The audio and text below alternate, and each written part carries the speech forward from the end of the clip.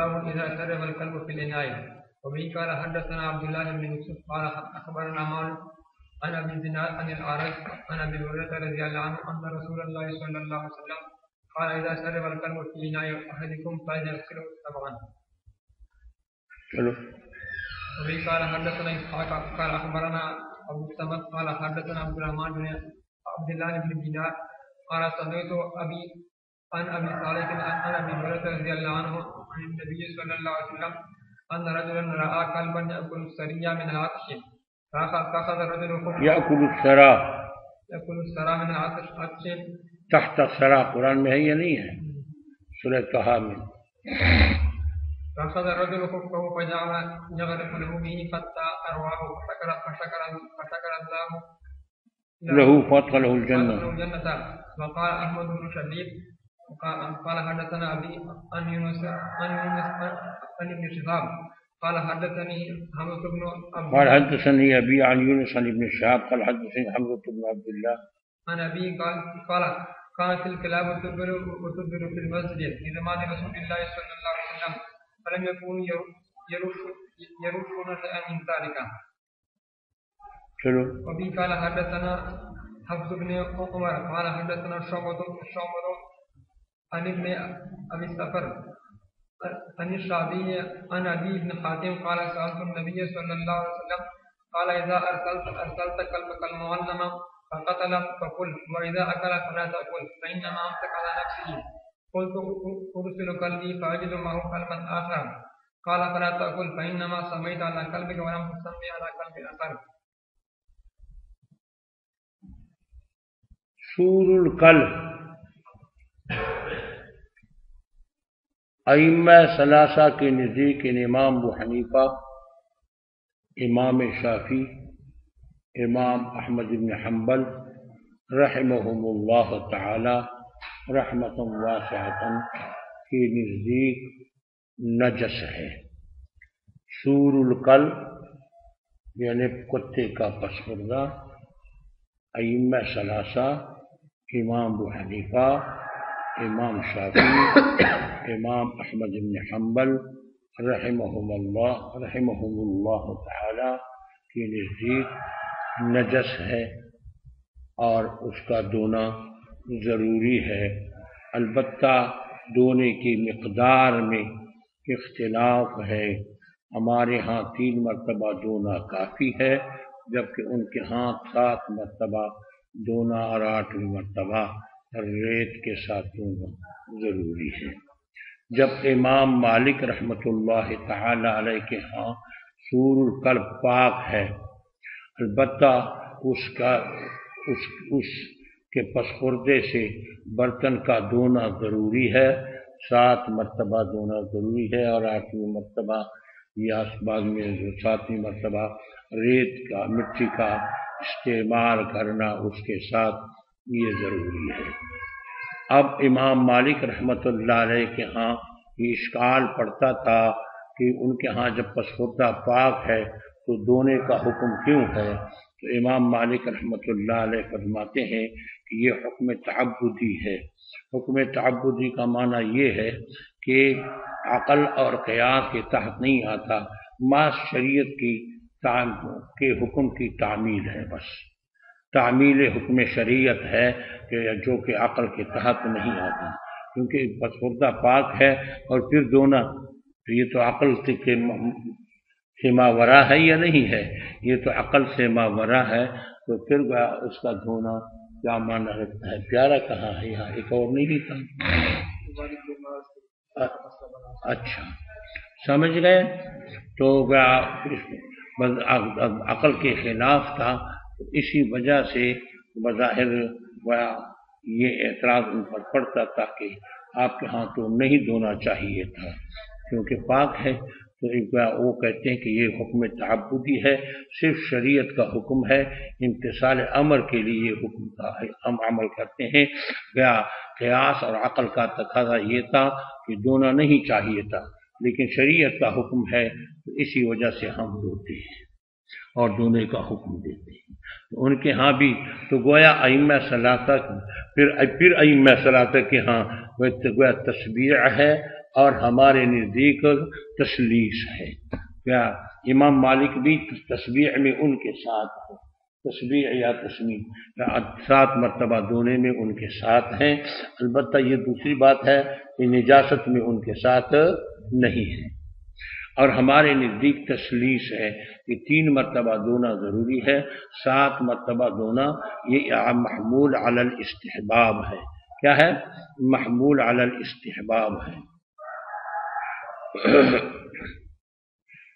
اچھا، امام مالک رحمۃ اللہ علیہ جو استدلال کرتے ہیں وہ اس سے استدلال کرتے ہیں کہ وہ کیا حضرت عبداللہ ابن عمر رضی اللہ تعالیٰ عنہ کی روایت ہے کہ حضور صلی اللہ علیہ وسلم کہ میں مسجد میں سوتا تھا اور اس زمانے میں کتے، ابو داؤد کی روایت ہے، شاید میں نے پہلے دکھایا بھی ہو، دکھایا تھا نہیں دکھایا تھا، ابو داؤد کی روایت ہے، ترمذی میں شاید یہ بات گزر چکی ہے کہ امام ابو داؤد کی روایت ہے اور حضرت عبداللہ ابن عمر کی روایت ہے، وہ فرماتے ہیں کہ کتے آتے تھے مسجد میں تقبلوا و تدبروا، تو بعض روایات میں یہ بھی آیا ہے کہ وہ تبولو، تو یہی روایت یہاں بھی موجود ہے مگر یہاں تبولو کا لفظ نہیں ہے، یہاں یہ ہے کانت الکلاب تقبل و تدبر فی المسجد، اور وہ اس روایت میں یہ ہے کہ وہ تبولو، پیشاب کرتے تھے،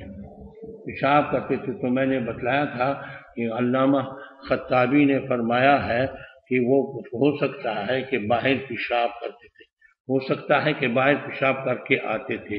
تو میں نے یہ بھی گزارش کی، حضرت شیخ انور رحمۃ اللہ علیہ فرماتے ہیں کہ ہو سکتا ہے کہ باہر استنجا کر کے بھی آتے ہیں۔ سمجھ گئے؟ کتا یہ سوچتا ہے کہ اب پیشاب کر کے مسجد میں نہیں جاؤں گا یا پیشاب باہر کر کے مسجد میں جاؤں گا، یہ بھی تو عجیب الفاظ، تو حدیث کا یہی ہے کہ مسجد میں پیشاب کر دے، تقبل و تدبر و تبول فی المسجد۔ سمجھ گئے؟ ہاں، تو بہرحال گیا مقصد یہ ہے کہ وہ حضرات اس سے استدلال کرتے ہیں، ہمارے فقہاء احناف، اور فرماتے ہیں کہ وہ آتے تھے جاتے تھے تو ہمارے لیے اس مسئلے میں فائدہ دیتا ہے کہ زمین خشک ہونے سے پاک ہو جاتا ہے، یاد ہے؟ اس کے لیے ہم اس حدیث سے استدلال کرتے ہیں کہ زمین جب خشک ہو جاتا ہے تو پاک ہو جاتا ہے، کیونکہ وہاں دھونے کا کوئی ذکر نہیں کہ ہم اس کو دھوتے تھے۔ تو اس سے معلوم ہوا کہ زمین 2 چیزوں کی، یا تو دھونے سے پاک ہوتا ہے یا خشک ہونے سے پاک ہوتا ہے۔ سمجھ گئے؟ تو یہ اس حدیث سے استدلال۔ یہاں 2 باتیں ہیں، ایک بات تو یہ ہے کہ میں نے بتایا کہ اس کا کیا جو تسبیح کا حکم آیا ہے 7 مرتبہ، تو یا تو استحباب پر محمول ہے، اور یا علماء، اچھا استحباب پر کیوں محمول ہے؟ کیونکہ حضرت ابو ہریرہ رضی اللہ تعالیٰ عنہ جو اس حدیث کا راوی ہے اس کا اپنا فتویٰ تسلیس کا مروی ہے، امام طحاوی رحمۃ اللہ علیہ نے ان سے روایت کی ہے، تو جب ان کا اپنا فتویٰ اس روایت کے خلاف ہے تو معلوم ہوا کہ یہ حدیث محمول علی الاستحباب ہے۔ اچھا، یہ ریت کے بارے میں جو فرمایا کہ 1 مرتبہ مٹی ان کے ساتھ استعمال کرنا ہوگا، تو فرماتے اس میں کیا حکمت ہے؟ اس میں کیا حکمت ہے؟ فرماتے کتے کہ لعاب میں ایک قسم کی جراثیم ہے، تو بہت خطرناک جراثیم ہے، تو اس جراثیم کا ختم کرنا وہ نوشادر سے ہوتا ہے۔ کس سے ہوتا ہے؟ نوشادر سے ہوتا ہے۔ اب اگر شریعت نوشادر کا حکم دیتا تو نوشادر ہر جگہ ہر آدمی کو میسر نہیں ہو سکتا تھا، اور اسلام ایک ایسا عالمگیر اور جہانگیر مذہب ہے کہ اور ایسے آسان مذہب ہے کہ ہر آدمی کے لیے اس پر عمل کرنا آسان ہے، دیہاتی، بدوی، بدو، کیا ہر آدمی کے لیے اس پر عمل آسان ہوتا ہے۔ اب اگر نوشادر کا حکم دیتے تو پھر شہروں میں دکانوں میں جانا پڑتا تھا، نوشادر حاصل کرنا پڑتا تھا، تو اس اللہ تعالیٰ نے آسان کر دیا، زمین کے مٹی کے ساتھ نوشادر شامل ہے، زمین کے ریت اور مٹی کے ساتھ کیا شامل ہے؟ نوشادر شامل ہے۔ اور نوشادر جب شامل ہے تو جب اس کے ساتھ آپ دھو لیتے ہیں تو وہ جراثیم خشک ختم ہو جاتے ہیں، وہ جراثیم ختم ہو جاتے ہیں۔ تو اللہ تعالیٰ کی شان دیکھو، کس وقت جب میڈیکل تحقیق بھی نہیں تھی، لیبارٹریاں بھی نہیں تھی اور کوئی ریسرچ بھی نہیں تھا، اس وقت آقا نامدار صلی اللہ علیہ وسلم نے فرمایا کہ آپ 7 مرتبہ دو اور 8ویں مرتبہ، بعض مرتبہ 7ویں مرتبہ اس کے ساتھ مٹی ملا کر اس کو دھونا ہے، اس کو کیا ہے دھونا ہے، دھونے کا حکم دے دیا۔ تو اسی وجہ سے یہ حکم دیا ہے کہ اس میں زمین کے اندر نوشادر ہے اور مٹی کے اندر نوشادر ہے، تو نوشادر کے ذریعے سے وہ جراثیم ختم ہوتے ہیں اور ہر آدمی کو میسر ہے، ہر آدمی کو میسر ہے۔ تو اسلام کبھی ایسا حکم نہیں دیتا جو انسانوں کے لیے تکلیف کا باعث ہو۔ لا یکلف اللہ نفسا الا وسعها لها ما کسبت وعلیہا ما اکتسبت، قرآن کی آیت بھی ہے اور عملاً بھی دیکھو، اگر کھڑے ہو کر نماز نہیں پڑھ سکتے تو بیٹھ کر نماز پڑھے، بیٹھ کر نماز نہیں پڑھ سکتے تو لیٹ کر نماز پڑھے، وضو سے وضو نہیں کر سکتے تو تیمم کر لیں۔ سمجھ گئے نہیں سمجھے؟ کیسے اللہ نے آسان کر دیا ہے، کیسے اللہ نے آسان کر دیا ہے۔ تو گیا اسی وجہ سے گیا یہاں گیا مسئلہ یہی ہے۔ باقی آگے یہاں اس امام بخاری رحمۃ اللہ تعالی علیہ ادنا مناسبت کی وجہ سے گیا یہ بھی بتلایا کہ کتے کے ساتھ گیا بھی اگر انسان شفقت اور کا معاملہ کر لے اور نرمی کا معاملہ کر لے، ترس کا معاملہ کر لے، ارحموا من فی الارض یرحمکم من فی السماء، اگر کتے پر بھی انسان رحم کر لے تو اللہ اس کو جنت دے دے گا۔ چنانچہ روایت نقل کرتے ہیں کہ ایک آدمی آیا اور ایک کتے کو دیکھا کہ وہ زمین کے نمناک مٹی کو چاٹ رہا تھا، سرا نمناک مٹی کو کہتے ہیں، سمجھ گئے؟ اس کو چاٹ رہا تھا بیچارہ زیادہ پیاس کی وجہ سے۔ واخذ الخوفہ، اس نے اپنے موزے کو لے لیا، وجعل اوضو، اس کے ساتھ چادر کے ساتھ یا پگڑی کے ساتھ باندھ لیا، موزہ نیچے ڈالا، اس کے پانی نکال کے اور کتے کو پلایا۔ وجعل یغرف له به حتی ارواہ وشکر اللہ له، کیا اللہ نے ان کو بدلہ دے دیا، فادخلہ الجنہ، اللہ نے اس کے بدلے میں اس کو جنت میں داخل کر دیا۔ سمجھ گئے؟ جنت میں داخل کر دیا۔ آگے فرماتے ہیں عبداللہ ابن عمر رضی اللہ عنہ الکلاب تقبل وتدبر فی المسجد فی زمان رسول اللہ صلی اللہ علیہ وسلم ولم یکونوا یرشون شیئا من ذلک، وہ کوئی پانی اس پر نہیں ڈالتے تھے۔ تو اس سے ہمارے مذہب والے استدلال کرتے ہیں کہ زمین خشک ہونے سے بھی پاک ہو جاتا ہے، خشک ہونے سے بھی پاک ہو جاتا ہے۔ تو یہ ہمارے لیے مستدل ہیں۔ آگے میں نے بتلایا کہ اسی روایت میں ابو داؤد کی روایت میں تبولو کا لفظ آیا ہے۔ کیا لفظ آیا ہے؟ تبولو کا لفظ آیا ہے، اضافہ موجود ہے، اور ثقہ راوی کا اضافہ اور زیادت وہ مقبول ہوتا ہے۔ کیا ہوتا ہے؟ مقبول ہوتا ہے۔ اللہ اکبر کبیرہ۔